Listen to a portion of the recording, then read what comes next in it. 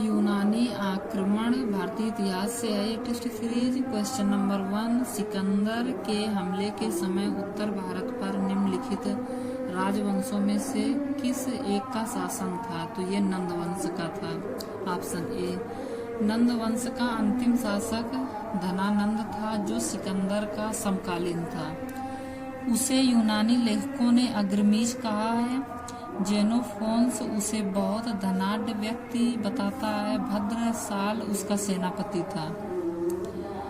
Second option, युद्ध भूमि में बड़ी संख्या में सैनिकों के मारे जाने अथवा आहत हो जाने के बाद किस भारतीय गढ़ अथवा राज्य की स्त्रियों ने शस्त्र धारण किया था?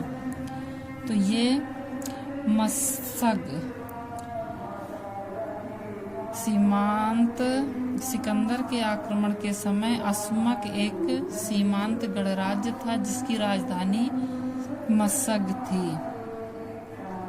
यूनानी लेखकों के अनुसार सिकंदर के विरुद्ध हुए युद्ध में बड़ी संख्या में पुरुष सैनिकों के मारे जाने के पश्चात यहाँ की स्त्रियों ने शस्त्र धारण किया था। उस वीर भारतीय राजा का नाम बताइए जिसे सिकंदर ने झेलम के तट पर पराजित किया था। तो ये राजा पोरस थे जिनको पुरु कहा जाता था। फोर्थ क्वेश्चन नंबर, निम्नलिखित में से कौन सिकंदर के साथ भारत में नहीं आया था? तो इसमें निर्याकस, आनेसिक्रिटस, आस्ट्रोब्यूलस ये 3 यूनानी आए थे सिकंदर के साथ, बल्कि ये डाइमेकस नहीं आया। ये बिम्बसार के शासनकाल में भारत आए थे। मौर्य समाज से क्वेश्चन है, सैंडो कोट्स से चंद्रगुप्त मौर्य की पहचान किसने की? विलियम जोन्स ने, वी स्मिथ ने, आर.के. मुखर्जी, डी.आर. भंडारकर। तो ये विलियम जोन्स थे। A option. विलियम जोन्स ऐसे पहले विद्वान थे जिन्होंने सैंडो कोट्स की पहचान मौर्य शासक चंद्रगुप्त मौर्य से की थी। एरियन तथा प्लूटार्क ने चंद्रगुप्त मौर्य को एंड्रोकोट्स के रूप में वर्णित किया है, जबकि जस्टिन ने सैंड्रोकोट्स चंद्रगुप्त मौर्य और सिकंदर महान की भेंट का उल्लेख किया था।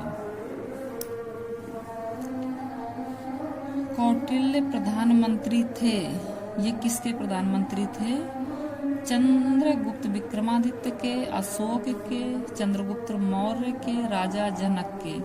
तो ये चंद्रगुप्त मौर्य के प्रधानमंत्री थे। कौटिल्य इतिहास में विष्णुगुप्त तथा चाणक्य इन 2 नामों से भी जाने जाते थे। चंद्रगुप्त मौर्य सम्राट बने तब कौटिल्य प्रधानमंत्री, महामंत्री तथा प्रधान पुरोहित के पद पर आसीन हुए। उन्होंने राजनीति शास्त्र पर अर्थशास्त्र नामक प्रसिद्ध ग्रंथ की रचना की। यह भारत में राज शासन के ऊपर उपलब्ध प्राचीनतम रचना है। राज शासन मतलब राज व्यवस्था के ऊपर। कौटिल्य का अर्थशास्त्र है एक चंद्रगुप्त मौर्य के संबंध में नाटक है या आत्मकथा है, या चंद्रगुप्त मौर्य का इतिहास है, या शासन के सिद्धांतों की पुस्तक है। तो ये शासन के सिद्धांतों की पुस्तक है। कौटिल्य चाणक्य जो नाम से भी जाने जाते थे द्वारा मौर्य काल में रचित अर्थशास्त्र शासन के सिद्धांतों की पुस्तक है। इसमें राज्य के सप्तांग सिद्धांत, जिसमें राजा, अमात्य, जनपद, दुर्ग, कोष, दंड एवं मित्र की व्याख्या मिलती है। पाटलिपुत्र में स्थित चंद्रगुप्त का महल मुख्यतः बना था ईंटों का, पत्थर का, लकड़ी का, मिट्टी का। तो ये लकड़ी का बना हुआ था। बिहार में पटना पाटलिपुत्र जिसको कहते हैं के समीप बुलंदी बाग एवं कुम्हार में की गई खुदाई से मौर्य काल के लकड़ी के विशाल भवनों के अवशेष प्रकाश में आए हैं। अवशेष प्राप्त हुए हैं। इन्हें प्रकाश में लाने का श्रेय स्पूनर महोदय को जाता है। क्वेश्चन नंबर 9, भारत का प्रथम अस्पताल एवं औषधि बाग निर्माण करवाया था अशोक ने, चंद्रगुप्त ने, महावीर स्वामी, धन्वंतरि। तो ये अस्पताल, बाग और सड़कें जितने भी कार्य ये अशोक ने ही करवाए थे सबसे पहले। सार्थवाय किसे कहते थे? तो सार्थवाय दलालों को, व्यापारियों के काफिले को, महाजनों को, तीर्थयात्रियों को। तो इसमें कौन सा सही होगा? व्यापारियों के काफिले को कहते थे। मौर्य काल में इसका उल्लेख कौटिल्यकृत अर्थशास्त्र से ये जानकारी मिली है कि व्यापारियों के काफिले को कहते थे। 11th क्वेश्चन नंबर, कौन सा अशोककालीन अभिलेख खरोष्टी लिपि में है? कालसी, गिरनार, सायबाजगढ़ी एवं मेरठ। तो ये सायबाजगढ़ी है।